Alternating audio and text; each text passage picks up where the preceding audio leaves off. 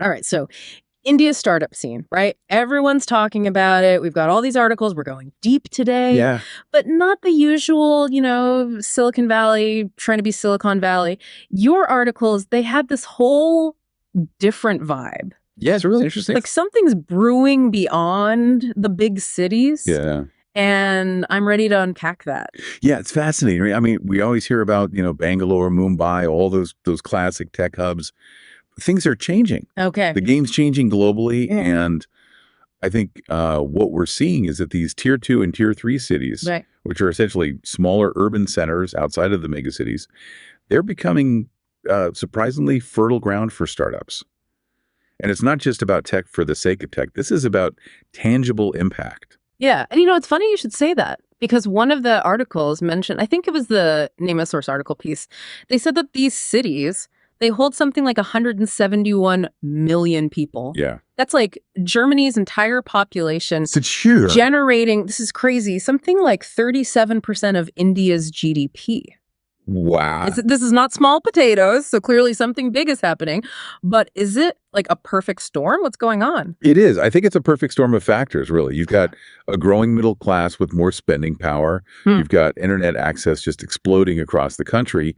And you've also got, the government is actively backing entrepreneurship, particularly outside of those usual hubs. I think there was a report in 2023 that showed almost 90% of new startups were actually outside those traditional tech centers. Yeah. 90%. Okay, so it's not even just a few success stories. This is like the whole game is changing.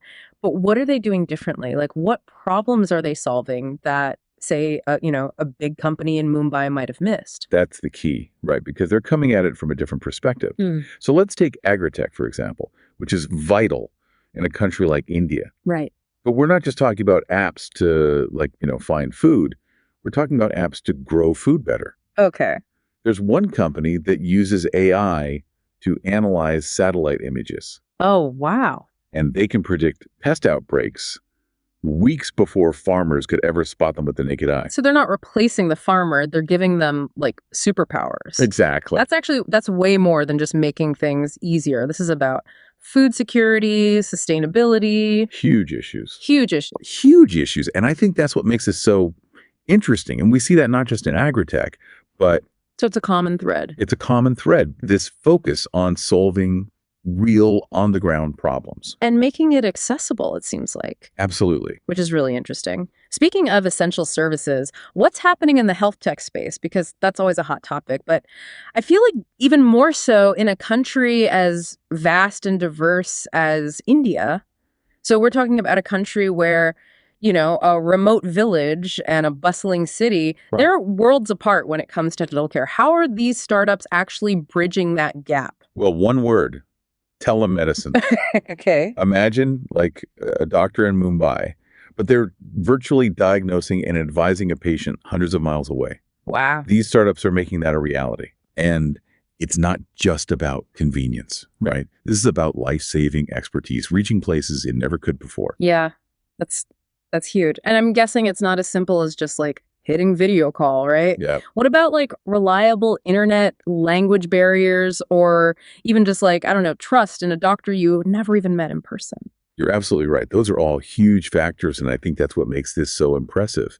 These startups are navigating this complex web of logistical and social challenges. So they're developing these really intuitive platforms that can actually work seamlessly, even on low bandwidth.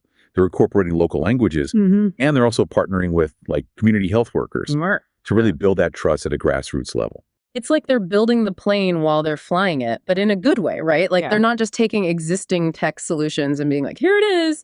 They're actually adapting and innovating specifically for India. Exactly. It's very context specific. And I think that leads us to another really exciting area, which is edtech. Okay.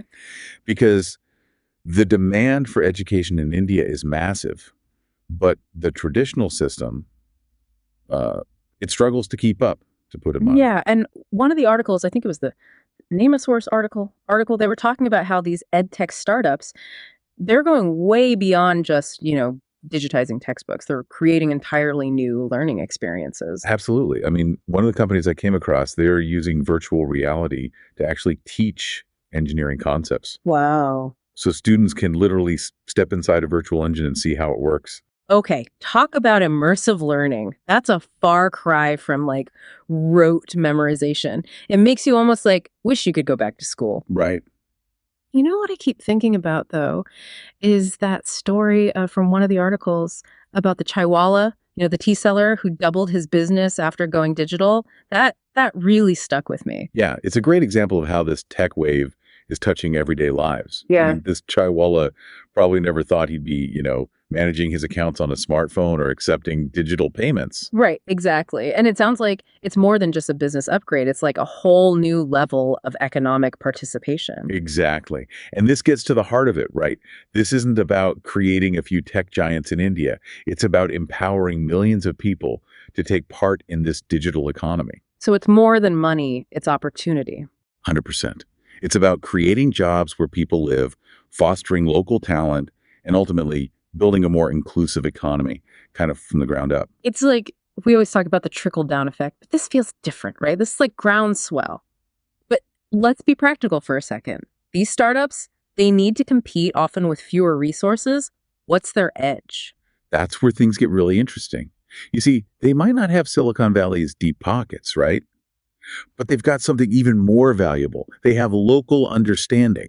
They're not just like parachuting in with some solution that was, designed in a bubble. Exactly. They're solving problems that they understand firsthand. Right. Like take healthcare again. You might have a startup in a smaller city, and they're developing, let's say, a mobile diagnostic tool that's specifically designed to work offline Oh, wow. or in areas with unreliable electricity, which is a game changer in those regions. Yeah, absolutely. It's like they're not just building companies, they're building solutions for India by India. Precisely. And that kind of ingenuity, it's attracting attention, right?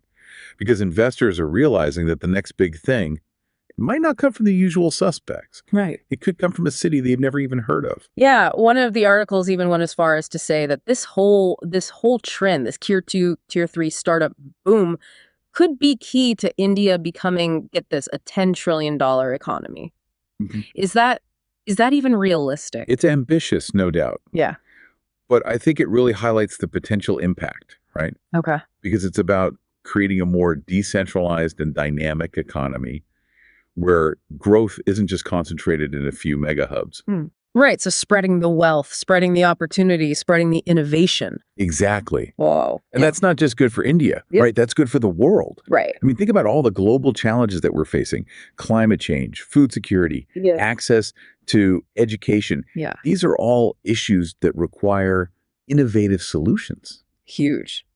And those solutions, they can come from anywhere. So we're not just talking about like billion-dollar valuations here. We're talking about real impact. Absolutely. A real impact on a global scale. Mhm. Because I think one of the things that really struck me looking at all of this is that these startups, they're not just chasing profits, right? Right. They're driven by this desire to make a difference, to solve real problems for real people. This has been amazing. I mean, we started with the simple question about India's startup scene, and we ended up uncovering this much bigger story, right? Yeah. About ingenuity, resilience, and the power of local solutions. I think it's a reminder that innovation can bloom anywhere if we're just willing to look beyond the obvious. I love that. So, to our listener out there, keep exploring, keep asking questions. You might be surprised by what you discover. Until next time, happy diving.